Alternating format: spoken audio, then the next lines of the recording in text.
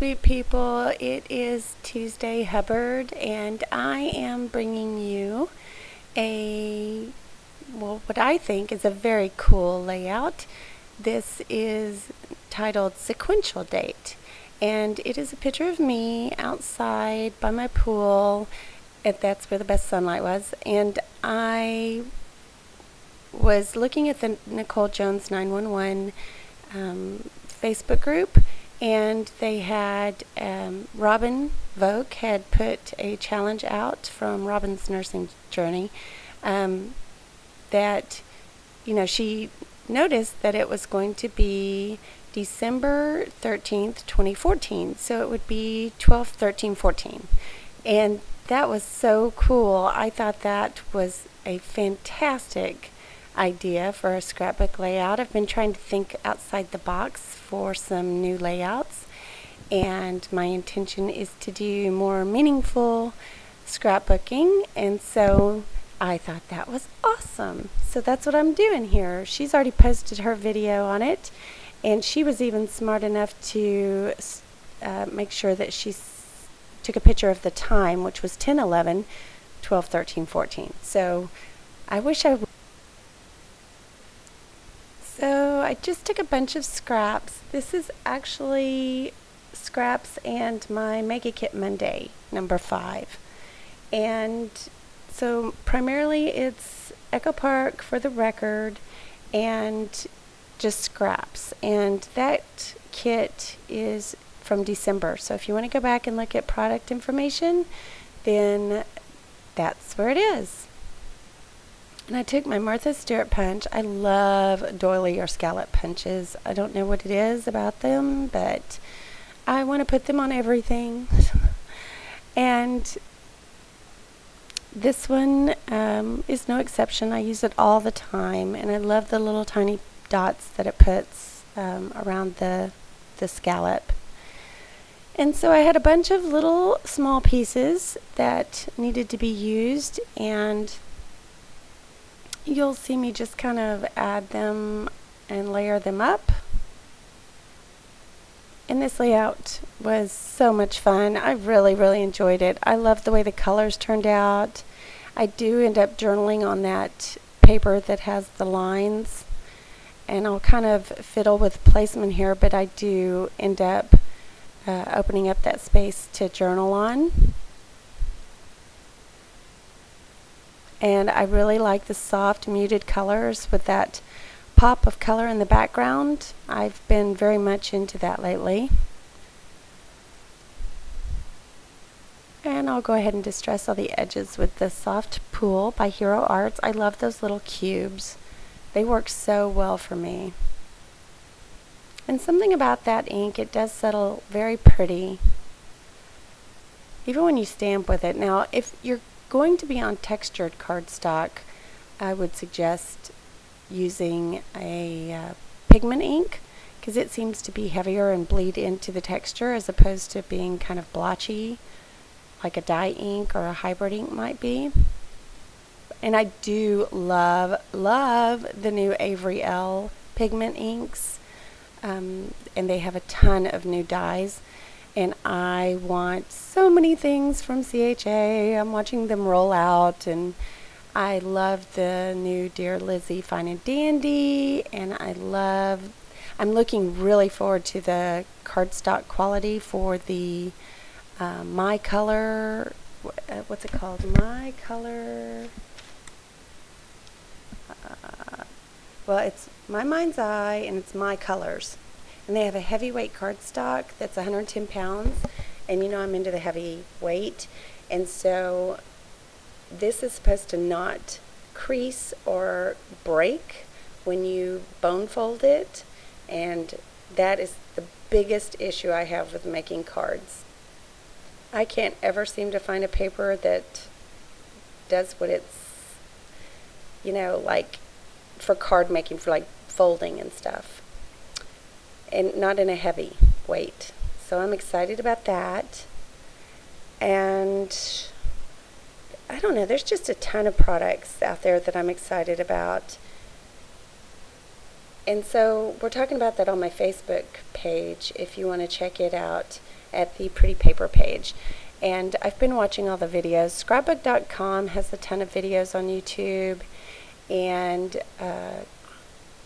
let's see, Craft Test Dummies and Noelle Hyman of Paper Clippings. They're all talking about it and reviewing products. And so, if you want to know what's going on out there, there is some gorgeous new stuff rolling out. So check them out. You can also go on Instagram at hashtag CHA2015. And there's a lot of imagery, so, still pictures. And there are some new companies out there with new products. There's one called Chibitronics. And I love it. I want to put it on everything. I'm obsessed. You know how I am with light bulbs and lights and things like that. And this is it's such a cool way to add lights to your scrapbook projects or to your home decor. And home decor is a really big thing at CHA this year too. So I may even get into that because I did a bunch of remodeling for like 3 years in a row, and then I just stopped. And I have my master bathroom and my bar area that I need to do, but I don't know. I got so burnt out with having workers here that I decided that I was just done for a while. So I have taken a break for the last 2 years and not had anything done, and I need to finish those too.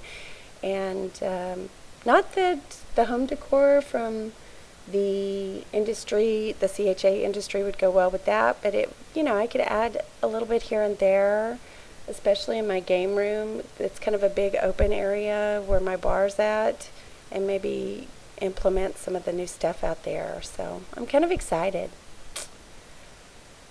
And let's see, what else was I going to tell you about this layout? I guess I could go back to the layout instead of rambling on about CHA and home remodeling, huh?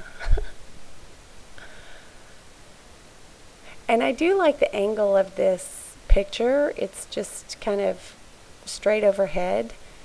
And I always think it makes me look skinny. So I love that angle.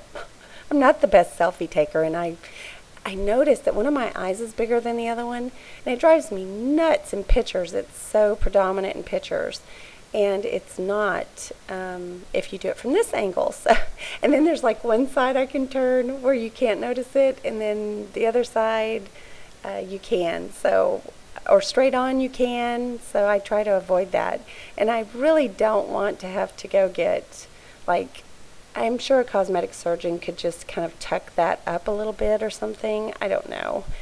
I'm kind of scared to mess with the shape of your eyes, or I see people get facelifts or eye correction like lifts, and they look like cats or aliens or something if they overdo it or it goes wrong. And I don't want that. I don't want to look weird. I want to be natural, but I also don't want to look like I have a drop eye either. So, geez, it's hard to find a fine line. And I do apologize. My voice is kind of going out. This is my third video in a row, and I'm still not 100% from my allergies, but I'm getting there. I'm gonna be 100% before it's over. I've got to be, right? And so I'm taking the thickers and I'm adding the title, and it's simply 12/13/14 sequential date. And I think Robin said the next one will be in like 89 years. So this is the only day that I'm going to see that will have that sequential date.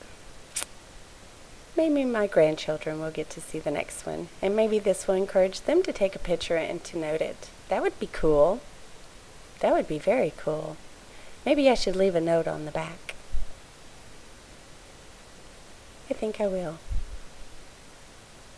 And I do love those stickers. They are called Doll, and they're by American Crafts, and they feel like fabric. It's almost like a linen on top of the chipboard.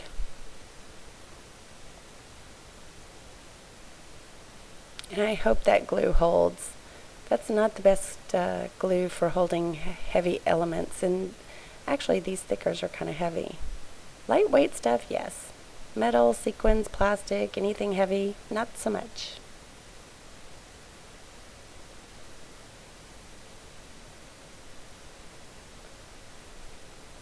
I'm not sure I got to use one of those. Oh, no, I don't know. Anyway, almost done with this one, and just wanted to share. So I hope you enjoy. If you do, give it a thumbs up, and make sure that you take those opportunities in life to note and scrapbook the important things to you. And I am trying very much to slow down and to reflect on my one little word, which is intention. And what my intentions are is to be better at my art, to really enjoy the process. I mean, I always enjoy the process, but to give it a more thought, and to not just do the traditional scrapbooking of, holidays or what have you, but I'm an emotional scrapbooker, so sometimes special days for me are based on something like this, which is a sequential date that's the only one I'll see in my lifetime. But, everybody has different ideas of what's special to them. And so thank you, Robin, for suggesting this. I'm very excited about getting to do layouts that are outside the box, and this one is definitely that. So there will be still pictures at the end, and I'll just do a little bit of journaling here, and that will wrap up the layout, and I will talk to you later. Ta-ta for now. Bye.